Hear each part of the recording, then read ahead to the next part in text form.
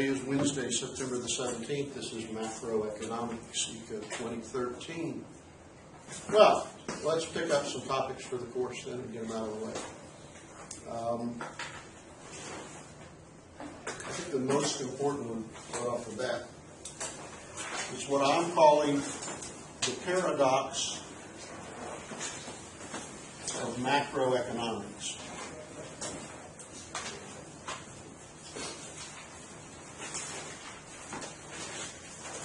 What's a paradox? What's a paradox mean? Sir? Counterintuitive. Good. I like that term for it. Something that you wouldn't think it would be that way, you know? Another term that fits into this discussion is something we call the fallacy of composition. Really the same thing. And you'll see much more on that in the second test and the third test. What does it mean, composition, or when you make things into a composite? What does that mean? When I say the composite whole, what am I talking about? You kind of put it all together. You take all the little pieces and put it together and say, what have we got here? Think about it. That's what macroeconomics is. We take the microeconomics of the country, the micro markets, the market for beer, the market for cars, the market for pool tables, and we aggregate it as our term. We put it all together. We make it a composite whole. And what is true for those little individual markets or those separate companies by themselves, what is true for them is not always so true when you expect that behavior of the composite whole. So let me give you a couple of examples. A little background. And we'll see a lot of this. This is most of the rest of the course. We're going to talk about basically neoclassical economics. We're going to contrast that with sort of Keynesian, neo-Keynesian economics. That's probably the biggest academic part of this course that I want you to retain when we get into these things on the second and third exam. But in neoclassical economics, we believe in markets. We believe that supply and demand works, and we believe that governments basically aren't needed to let those markets work.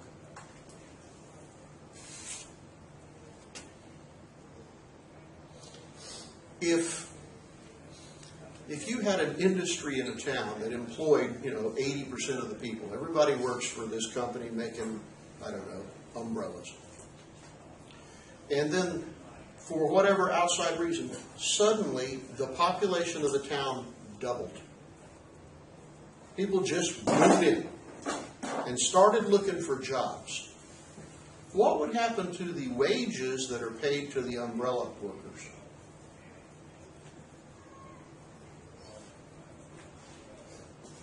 You're the umbrella company. You've got to hire these workers. Go ahead. They'd go down. Why would they go down? You have a larger workforce pull from. Yeah. In economics terms, we would say you have had an increase in the supply of labor, and that will bring the wage rate, the price of labor, down. If you want to visualize it a little more clearly, imagine all these new people going over to the umbrella company saying, hey, look, I need a job and I'll work for less than he will. Well, hell, come on in. And then he says, wait, I'll take a pay cut too. I'll take a pay cut and keep my job. And so they bid each other down. That's the concept of the way the market works. Okay? Probably very true for that umbrella company in that little town. But what if let me turn it around and give you another example. Suppose that umbrellas, we suddenly discovered, umbrellas make you look ugly. What would happen to sales of umbrellas? We would reduce our purchases of umbrellas. The umbrella company would do what? They can only cut their prices so much before they go below their cost. They're losing money, so they're going to turn around and lay off as many workers as they need to reduce their output. You with me okay so far? So now instead of new people coming in town, we've got less jobs for the people that are there. What will happen to their wages? What will happen to their wages? You have the same situation. You used to have 200 people employed, now you only have 100. What about those other 100 who lost their job? They're willing to take a pay cut. You see what I'm saying? And if they're willing to take a pay cut and they get into a bidding contest with the existing workers, they'll bid their wage down to where they can barely survive. You follow me on that? So neoclassical economics tells us that if there is a decrease in the demand for umbrellas, that wages paid to the umbrella workers are going to fall. And it is intuitively logical. You okay with that? And I don't have an argument with that. I think that's very true. But what if the demand for everything we produce, our GDP, what if that fell? What if we all decided to stop spending so much money? What would be going on in every business? They'd be laying off workers. And when those workers get laid off, what happens? They're not spending, and in fact, they're going to bid the wage down even further, arguably. Okay? And so, neoclassical economics says that wages around the country will fall because nobody's wanting to buy anything. So you don't need to produce so much, so you don't need as many workers, so the wage rate gets bid down. But, while that's true in concept, and true will eventually become true, wages will fall, how long will it take those wages around the country to fall? How long will it take those markets to adjust their prices and their wages down? Neoclassical economics, when you take microeconomics, that's what you're studying, it seems to imply, oh, those wages will fall pretty quick. But that's not true. Matter of fact, the argument is when wages fall far enough, what? Employers can now afford to hire more workers, right? And so they'll all get their jobs back at a lower wage. Does that make sense? Well, it makes sense for the umbrella workers, okay? Because we're going to reduce the price of umbrellas, so eventually people start buying them again. But if wages for everybody falls, and you cut your prices for everything you're producing, are you going to sell more of it? How are you going to sell more of it when everybody in the country is taking a huge wage cut? You see what I'm saying? Even if we cut the wages for everybody and then we cut our prices, how are we going to see people spending more money when they have less income? That's the fallacy of composition. When one company gets a wage, a lack of demand, a lack of sales, and a wage cut, yeah, they can eventually cut prices and go back and sell more stuff. But that's not true for the economy as a whole. That's what we call the fallacy or the error in reasoning of composition. Let me give you another one. If your family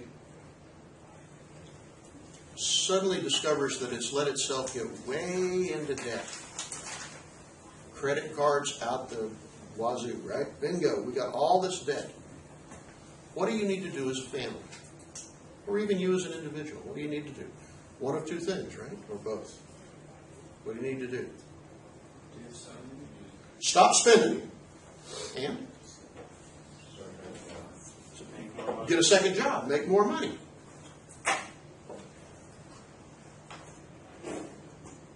Make sense?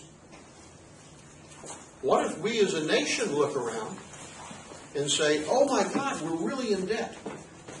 Our government is really in debt. What does the government need to do? Spend less or raise its income. How does the government raise its income? Raises taxes on you and me. You got that so far? And we know that you can get out of debt as an individual by doing those two things. But what if our government does that? It cuts spending, and at the same time, it raises the taxes on you and me. What will that do to the economy? Government spends less money, so businesses that sell to the government lose business. You and I are paying more taxes, so we spend less money. And as we spend less money as a country, what happens to our economy? It goes into a recession, maybe even a depression. Everybody starts losing jobs and therefore spending even less. So the idea that when a country is heavily in debt,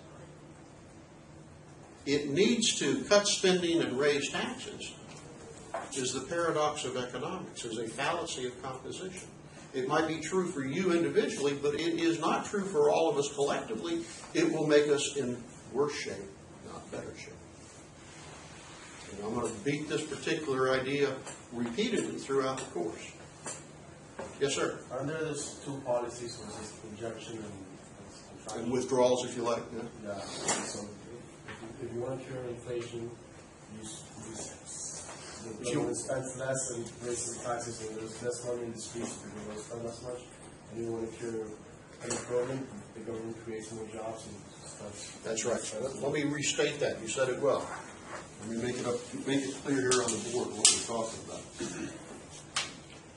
These are called the tools of fiscal policy. There's only two of them, for the most part. Government spending, where government goes out and buys roads and schools and bridges and airplanes and missiles, and taxes. So this is the money that goes out that government spends, and this is the money that comes in. That's their income, if you will. If you have an economy that's in a recession, what word should come to mind when I say recession?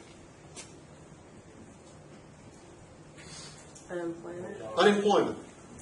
A lot of people not working. If the economy is in recession, how do you get it out of that?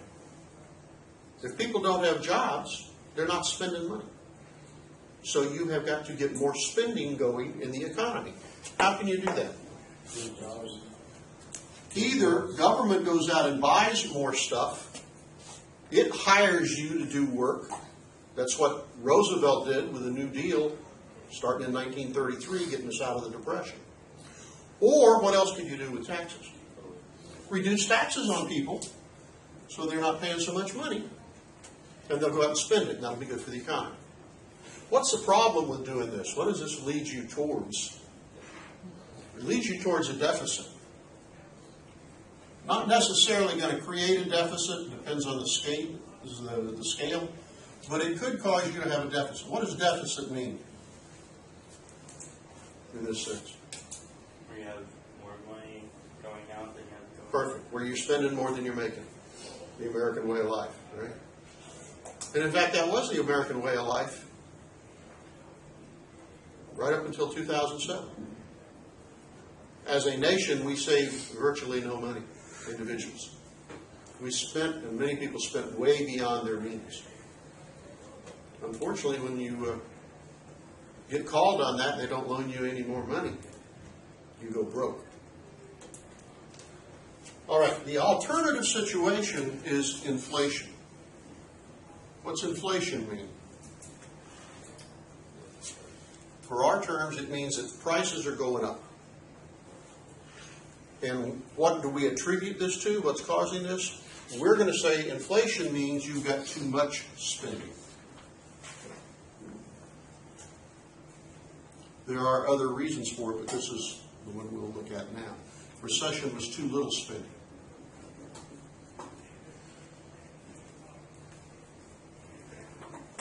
And what do you do as fiscal policy to cure the recession? Do the opposite. To cure the inflation, I'm sorry. You reduce your spending or you raise your taxes, which if you do enough of that will run you not a deficit, but the opposite, a surplus. The government will be bringing in more money than it's spending. That's fiscal policy. Who makes those policies up? Who decides what they're going to be? No. The president? The Congress. The Congress of the United States, with the President's approval, generally. How many people are there in the American Congress? Is it 435? 435 in the House of Representatives and 100 in the Senate, voting members. Can you imagine trying to get 535 people to agree on anything? It's difficult. In the best of times, it's difficult. There'll always be some outlier, some who disagree. But when you look at today's political environment, which has been poisoned to where the extremists refuse to compromise, you get nothing done up here. None of this works. That's what we've been in for the last 7 years.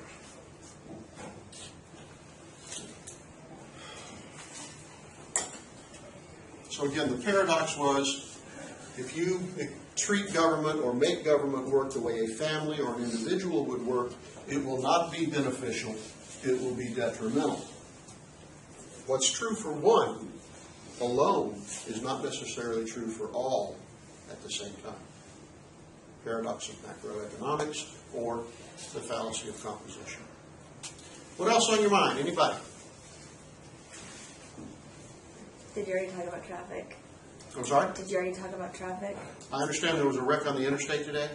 Yeah, they had it like blocked off. You couldn't even get on the exit at Newberry. At It Newberry. took me 15 minutes early to get here, and then I was 20 minutes late. Yeah. Yeah. That's why I'm not saying anything about people coming in late today. Obviously, it disrupts class when you come in late. I hope you won't be doing that in the future. But once in a while, there ain't nothing like a wreck on the interstate to screw up your day.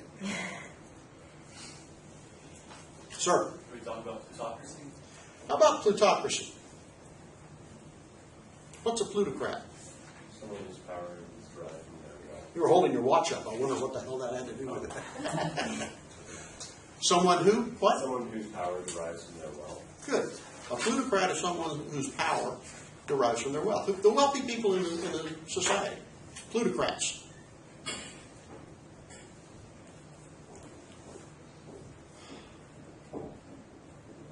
A plutocracy, then, means rule by the rich. And certainly we have seen that in the past, in history, around the world. But we have tried to diminish that by good measure in most of the Western countries, where we have adopted better, capitalism as our economic vehicle. And under capitalism, who rules the country? Under theoretical capitalism, you and I as consumers rule.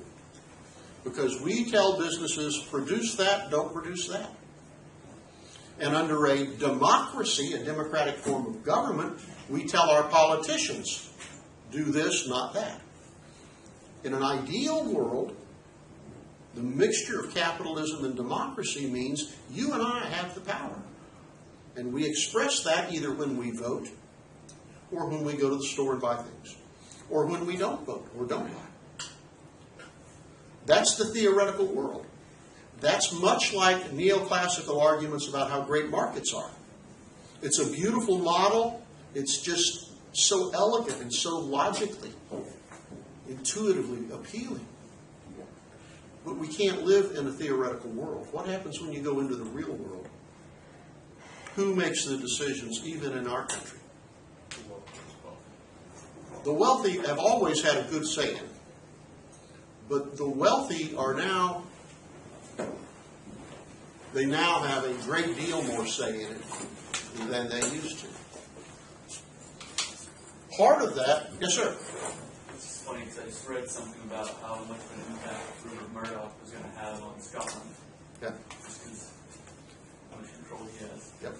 The saving grace we have in this country is that each person has one vote and they're all equal. But can money buy votes? Either you can pay people to vote, which is illegal, or you can simply pay to have messages delivered to them via the media to sway their thinking and their voting positions. Let's talk about the distribution of income for a minute.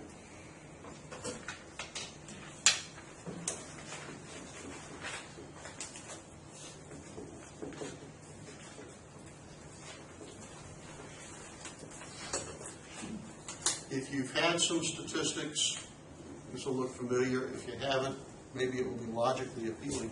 Here's people with 1 ton of money, 1 ton, okay? They got more money than anybody you know. And here's people with just about no money. And a normal distribution, we would expect to look something like this. Okay, what does that say? Fairly symmetric. Yeah. That's not really the way I wanted to draw that. I wanted to draw that here, 1 ton. Which means the number of people with a ton of money is very small, and so is the number of people who are destitute and poor. And that this then, roughly speaking, might be called the middle class. And on the average, the middle class seems to be doing pretty well, and there are very few outliers, very few people at the extreme positions. That would be nice in its way.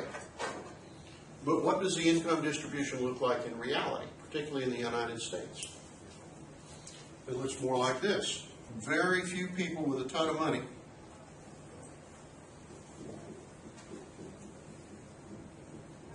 And it looks more like this. This is what you sometimes hear referred to as the 1%.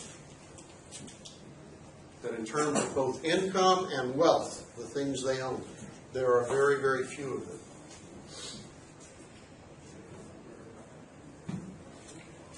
And what used to be the middle class now, much of the middle class is falling down into lower incomes, and particularly because of the recent recession and the anemic recovery we're undergoing.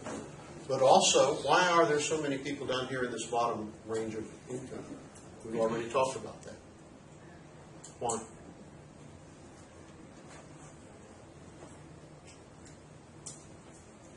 The permanent underclass. The permanent underclass, and then that extra 10 or 15% that we call adrift. Okay? Again, the statistic from Tennessee, right? 83% of the male population under 25 years old has no more than a high school diploma. 83%. What are their employment prospects for the next 40 years? Not good. So we've seen an increase in the lower class, a decrease in the middle class, and we've seen that there's a very few people out there who own most of everything. Now, what does that imply for who rules this country?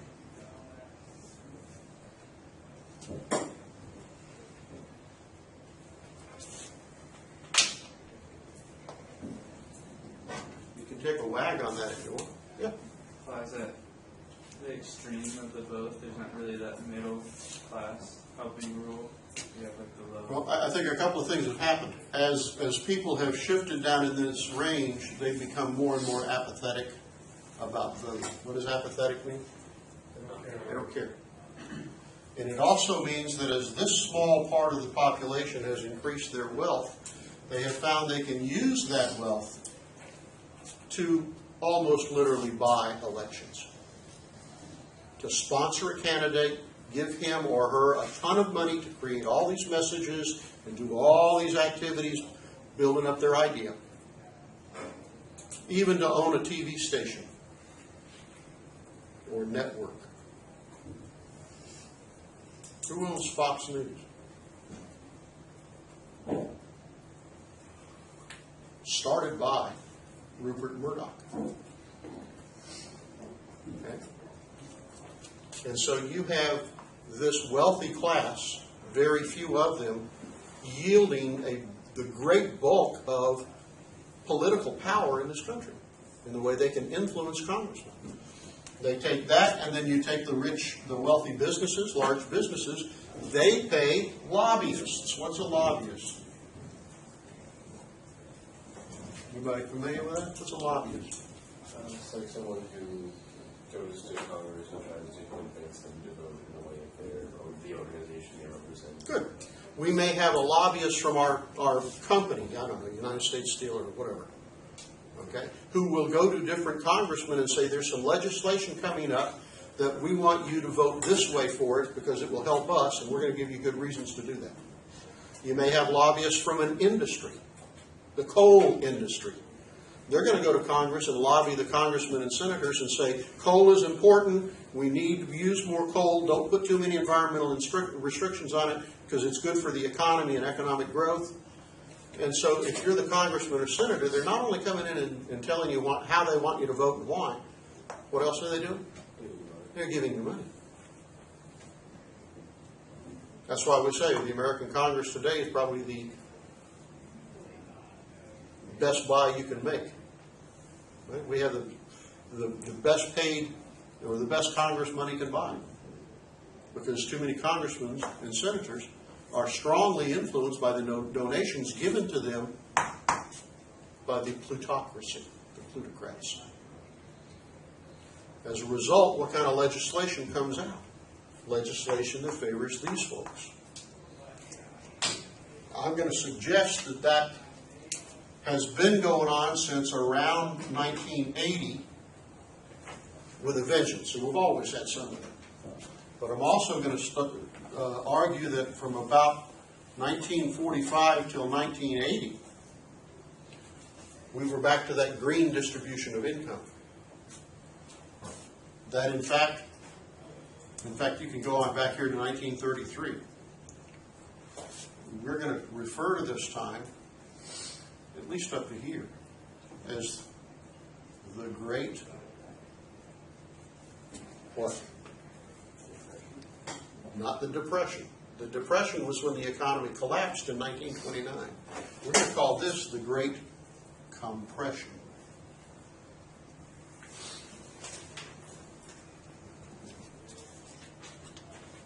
As a result of the policies passed during the Roosevelt administration and on into Truman and Eisenhower, we saw the very wealthy taxed more heavily.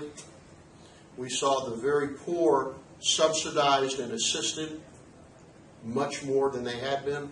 And we compressed incomes together, which grew the middle class. Okay? Along those lines, if you want to think of it, Medicare, sorry. What is Medicare? Medicare. Health insurance for the elderly. Okay? When you're 65 years old and you can get Medicare at very, very low cost, does that improve your standard of living? Absolutely. Social Security. We passed Social Security in, I think, 35. I have to look that up, 33, 35. What has Social Security done for the elderly population of America? Prior to Social Security, the great majority of elderly Americans lived in abject poverty. Okay? They were like another child to their children who took care of them. Social Security lifted millions of elderly Americans out of poverty. What does that do for the economy, by the way? It costs us money to give them that, although we collected taxes from them, but in giving them Social Security, they go out and spend more money. That's a boost to the economy. Beginning certainly in 1980, we began to break this apart. We began to reduce taxes, particularly on the wealthy. We began to reduce programs and what they call the safety net for the people on the poor side. And now our distribution of income has become much wider and much more skewed. I'm going to refer to this era frequently as Camelot. Anybody familiar with Camelot? Didn't we talk about that before? A couple of us did? I don't know. What is Camelot? That is the mythical castle of King Arthur. Anybody here familiar with King Arthur and the Knights of the Round Table? You ever read any of that? Is there any truth in that? You know? I think it's based on sort of off of a guy who may have I think it was a King Arthur, but it was, most of it's not true. A lot of it's ridiculous. Yeah, but the real Knights of the Round Table and Guinevere and the Search for the Holy Grail, that wasn't written until the 1100s. The original stories, Arthur, the true setting for Arthur was around the year 500. And there were 2 or 3 people who could arguably have been Arthur, or at least the basis for the story. But in Camelot, you had a perfect world. Everybody was safe and happy. Everybody was productive and enjoying a high standard of living, and they laughed and helped each other, and it was just a wonderful world. Camelot has also been used to refer to the Kennedy years. John Kennedy was elected in 1960 and assassinated in 63. And people frequently refer to that as the Camelot years for the Kennedys, when the economy was doing well, when America was happy, and before we got into Vietnam. Okay? So we've gone from the paradox of macroeconomics to plutocracy to the distribution of income over time, and using that distribution of income currently as partial explanation for our existing plutocracy today. There's one more element to add to that. It is the case of Citizens United.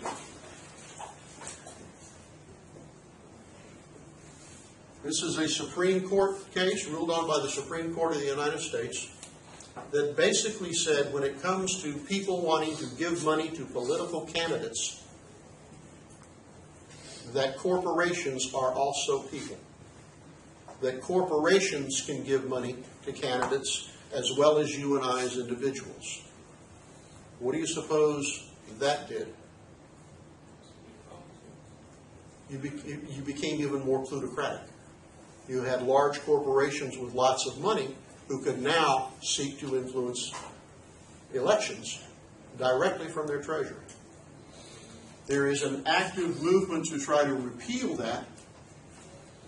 It's not getting any toehold yet in the House, but it's got a lot of support in the Senate. Who do you suppose does not want to see this repealed? Say again? The wealthy, the plutocrats, and the representatives who are supported by them. So, become familiar with that. Read a little more on it wherever you can. So now, once again, we've sort of woven together some politics, some social science, some economics, to help explain what's really a fairly complicated world out there. But we can make it a little simpler as we go along. All right? What else is on your mind? Have you done the readings on Canvas? How many were there? 6. There was Capitalism et al. There was The Commanding Heights with Apologies. There was The Great Depression. There was The Paradox of Economics. Sorry? It's crony capitalism. Crony Capitalism. Remember the other? And I'm not certain it was 6. I don't recall. I didn't write them down.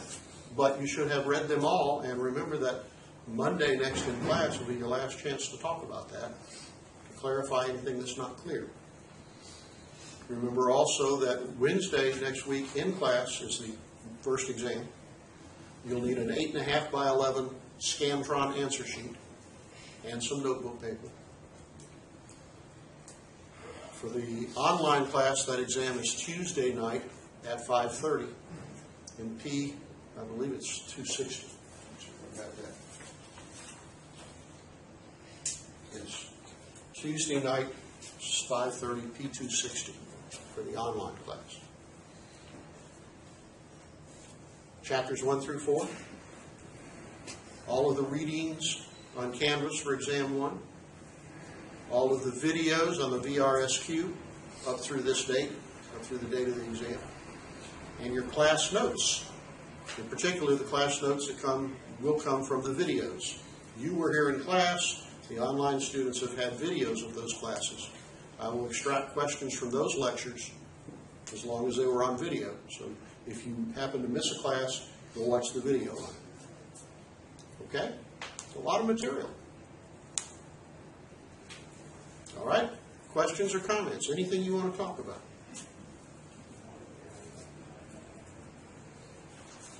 Can anyone tell me what margin buying means? To buy on margin.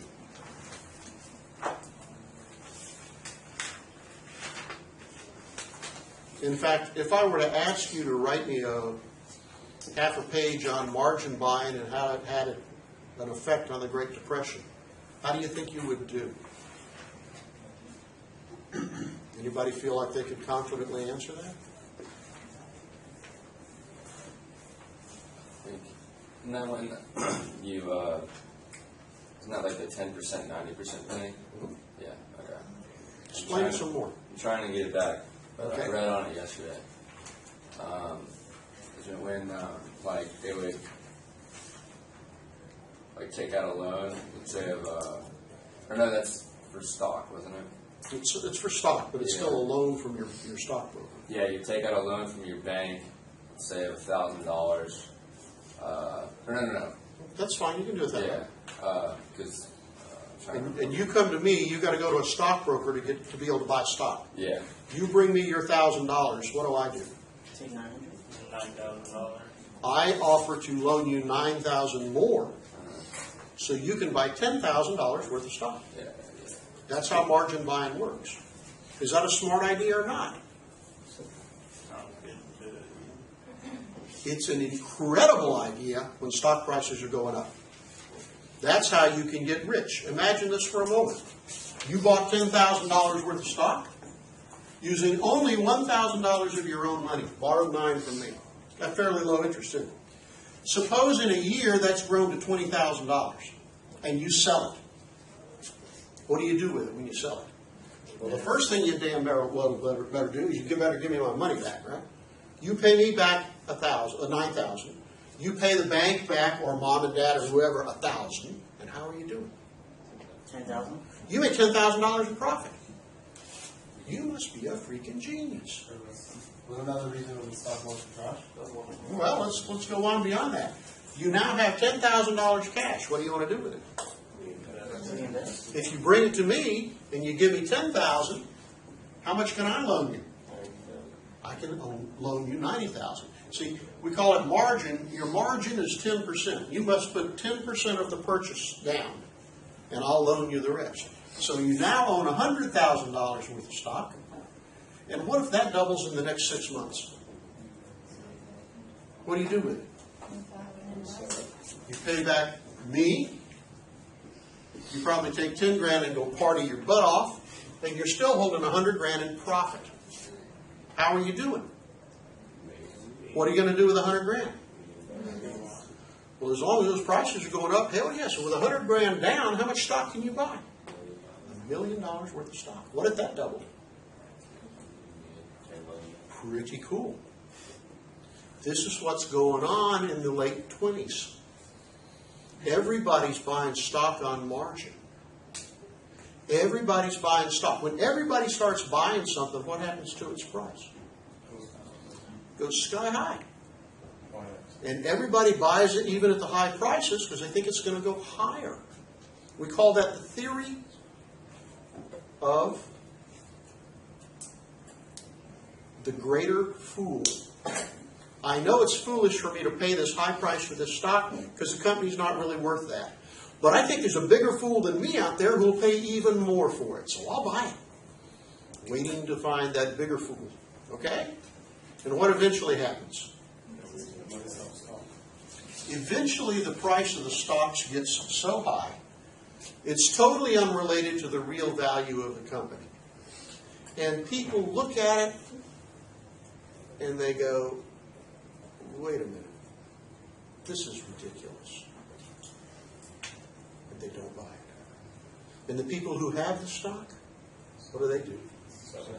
They sell it at a discount. They start reducing their prices. And when all the sellers start trying to unload stocks, prices come down. In that little moment when people look around and go, wait a minute, this is crazy. We have a name for that. It's called a Minsky moment.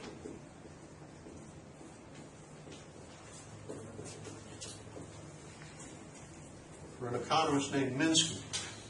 It's that moment when you recognize that prices are overinflated or over-speculated, let's say. And so then prices begin to fall. And if you, genius, who gave me $100,000 to buy $1 million worth of stock, right? If you wake up tomorrow and your $1 million of stock has fallen to be worth only $500,000, what happens? You get a telegram from me. And it says, you remember the contract you signed when I loaned you $900,000? It said anytime the value of your stock fell below $900,000, you had to send me the difference in cash within 24 hours. So, since your stock's worth $500, you borrowed $900, I expect your check for cash to be deposited in my account for $400,000, not later than close of business today. Love, Roger. How's that? And as bad as you feel, do you understand that as a stockbroker, I have 450 clients just like you? How am I doing? I've loaned you all kind of money that I am never going to see again. That's what you see happening when the economy collapses in 1929. That sucks a whole bunch of money and wealth out of the economy. What does that do to spending? Ain't got no damn money, ain't doing no damn spending. Okay? And bingo, we go into first a recession and then very quickly a depression. That's one of 6 reasons described in the reading on the Great Depression. You want to be familiar with certainly the first 5. The last one has to do with monetary policy, and we'll explore that more on a later exam. But certainly those first 5. They include the Dust Bowl, the bank failures, the trade tariffs, and the increase in taxes. Now think about this. Oh, Go ahead. in my history class, we talked about this, and all the bank failures have to do with the stock market crash too. Absolutely. Because the bank was, the collateral was the stock. So once the prices goes down, the bank has nothing. You went to the bank with your $1 million worth of stock, and they loaned you the money to build a $1 million house. It was the collateral, and suddenly there ain't no collateral left. They want your house. So the Bank goes broke. They can't sell that house. Nobody's going to buy that house for $1 million. And it wasn't just $1 million deals, it was $100 deals. I had a $100 loan at the bank so I could go back and buy stock on margin, and now I can't pay it back. So the bank's got, $30,000 $100 loans gone bad. The bank goes under. We didn't have the sort of insurance we have today. It wasn't as strong. Didn't that happen the same thing with the house bubble? Oh, yeah. Oh, yeah. Prices The housing bubble started maybe 2000, 2002, 2004, and went up and up and up. Until when? 2007. I know. My wife bought a house in Tucson before we were married in 2005. I don't remember the numbers. Let's say she paid $180 for it.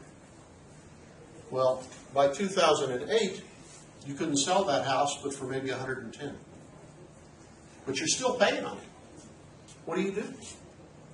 What would you do if you had that house and you weren't even living in it? Rent it? You try to rent it out, you never make enough rent on it to cover your mortgage. What a lot of people did was they just called the bank and said, that loan on my house? Forget it. And they walked away. That's why you saw neighborhoods all across the country where there were empty houses falling apart, destroying the quality of the neighborhoods because the homeowner said, I can't afford this, I'm just going. Did it ruin their credit?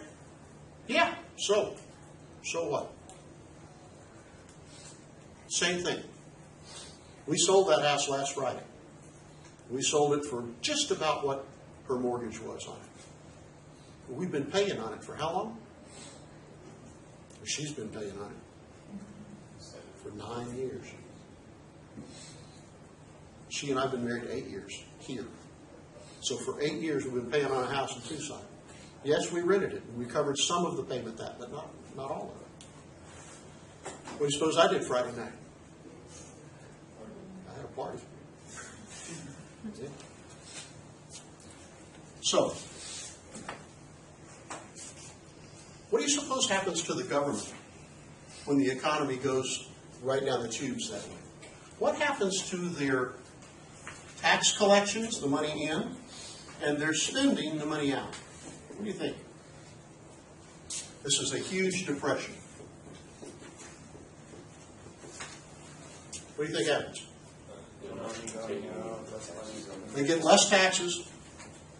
And they don't spend as much because they don't have any money to spend. Well, they're pressured to spend more to help the people who are in desperate straits. But at this time, 1929, they believe you have to always balance your budget. What does it mean to balance your budget? Spend as much as you can. Say again. Spend as much as you take in. Yeah, don't spend more than you're getting.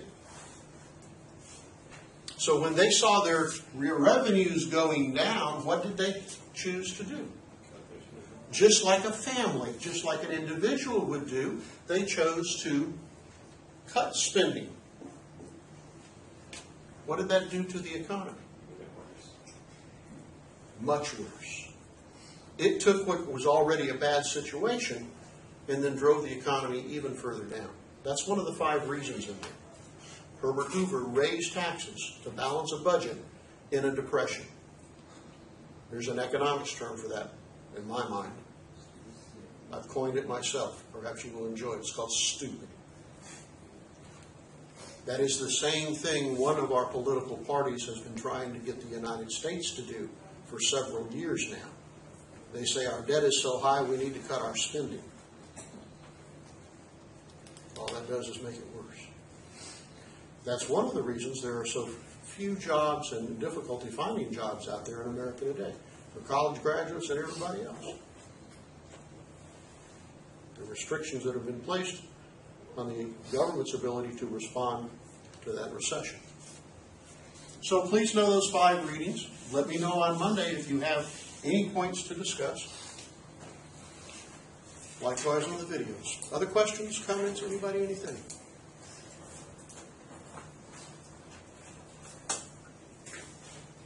I know we had some difficulty getting to class today. No problem.